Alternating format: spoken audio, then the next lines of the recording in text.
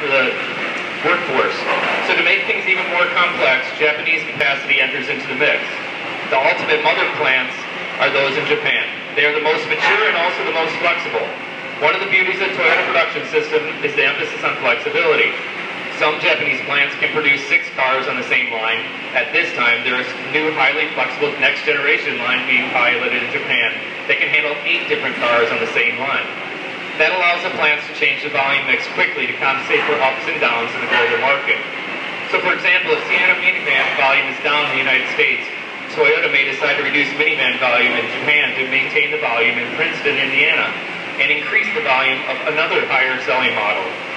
The Japanese plants are mature enough to act as shock absorbers, juggling the mix of vehicles made to compensate for fluctuations in demand in other parts of the world.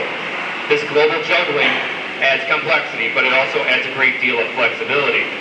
Another example can be seen is what happened in Indonesia in 2006. Indonesia suffered a big hit in automotive demand when the government decided to reduce subsidies on gas prices, and prices went up 40%, with demand for vehicles going down by almost that percentage. Almost overnight, one of the Toyota plants in Indonesia saw a 30% drop in demand for the product it produced, which was a car unique to the Indonesian market. That plant was relatively new, so it had not matured to the point of making multiple models. It only made that one vehicle. Rather than eliminating a shift and laying off 30% of the workforce, the plant slowed down production on both shifts and used the extra workers to do Kaizen existing production and prepare for accepting a new model. Thailand is very much a more mature country in terms of Toyota production and was producing vehicles that were shipped to Indonesia.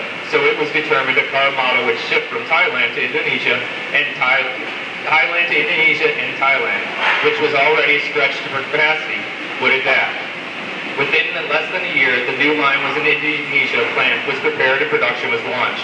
Toyota benefited from the experienced workers that had kept on the payroll for Indonesia during the downtimes, and the plant responded successfully to major challenge and was strengthened as a result. Alright, obviously the fluctuations, that's one of the reasons why we are consolidating both plants also.